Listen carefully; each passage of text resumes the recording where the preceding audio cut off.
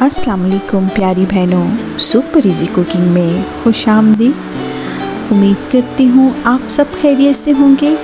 आज हम बनाने जा रहे हैं बहुत ही इजी बट टेस्टी रेसिपी, पकौड़े, नान पकौड़े। तो नान तो हमने बिल्कुल तैयार ही लिया है, लेकिन पकौड़े हम घर पे तैयार करेंगे। पकौड़े बनाने के लिए सबसे पहले मैंने ले लिए हैं 2 अदद आलू। इनको आपने बारीक बारीक कट कर लेना है। आलू की जो वेड्थ है उसको आपने ज़रा कम रखना है। जितने ही पतले पतले स्लाइसेस आप काटेंगे उतने ही मज़े के पकोड़े बनकर तैयार होंगे। तो सबसे पहले हमने आलूओं को छीलकर साफ़ करके इनको काट कर तो इनको पानी में डुबो दिया है ताकि आलूओं का रंग जो है वो काला ना हो। और अब हम इनको वॉश करके एक छन्नी में निकाल लेंगे। दूसरी तरफ हमने ले लिया है जी एक बाउल में हम डालेंगे 3 चम्मच के करीब बेसन। जितने पकोड़े आपने तलने हैं उस हिसाब से आप बेसन डालेंगे। मैंने चूँकि 2 आलू रखे हैं इसलिए मैंने 3 चम्मच बेसन डाला है।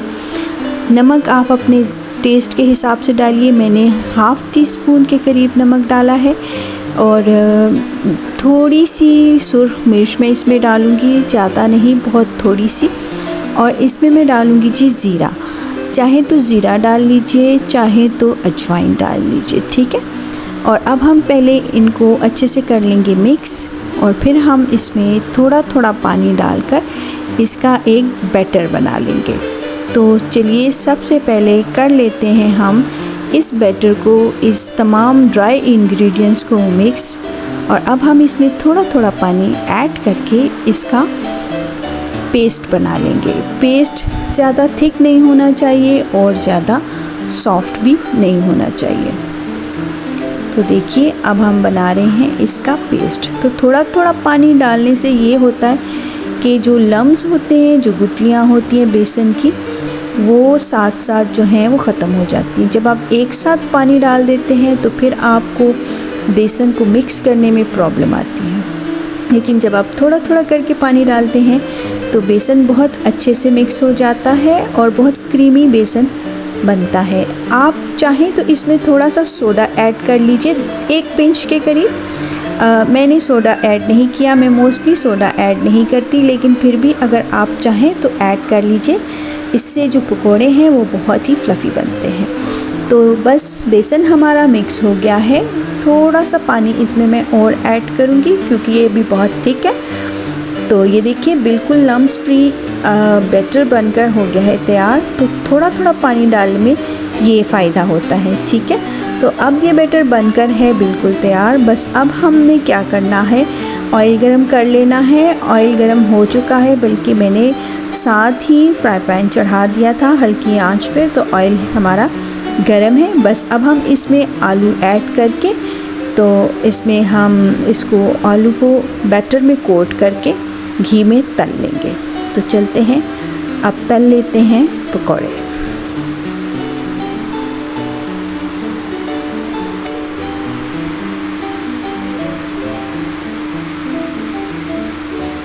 तो अब हम बैटर में आलूओं को कोट करके तेल में गरम घी में डाल के अच्छे से इनका खूबसूरत सा गोल्डन सा कलर आने तक हम इनको फ्राई कर लेंगे। साथ मैंने चाय भी रखी है बनने के लिए, तो साथ साथ चाय बनती रहेगी, साथ साथ पकौड़े बनकर तैयार हो जाएंगे। तो हम फिर चाय के साथ गर्मा गर्म पकौड़े जो हैं वो सर्व करेंगे। कलर चेंज हो रहा है, देख लीजिए आप। लेकिन जब तक ये गोल्डन होता है तब तक हमने इनको फ्राई कर लेना है।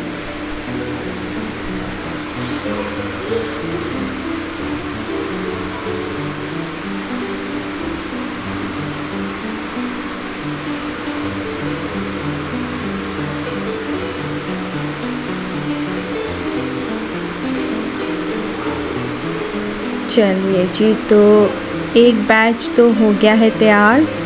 अब हम इसको निकालने की तैयारी करेंगे।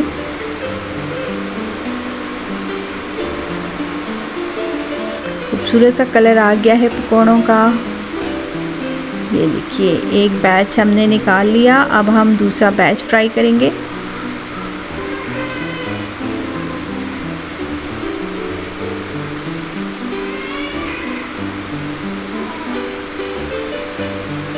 मोस्टली मैं बड़े फ्राई पैन में फ्राई करती हूँ, लेकिन बस ये पैन सामने था तो मैंने ये ले लिया। ये ज़रा छोटा है तो बड़े पैन में ये है कि ज़रा अच्छे से खुले खुले से फ्राई हो जाते हैं पकोड़े वगैरह, तो मज़ा आता है। ये ज़रा छोटा है तो क्वांटिटी भी कम रखी है पकोड़ों की।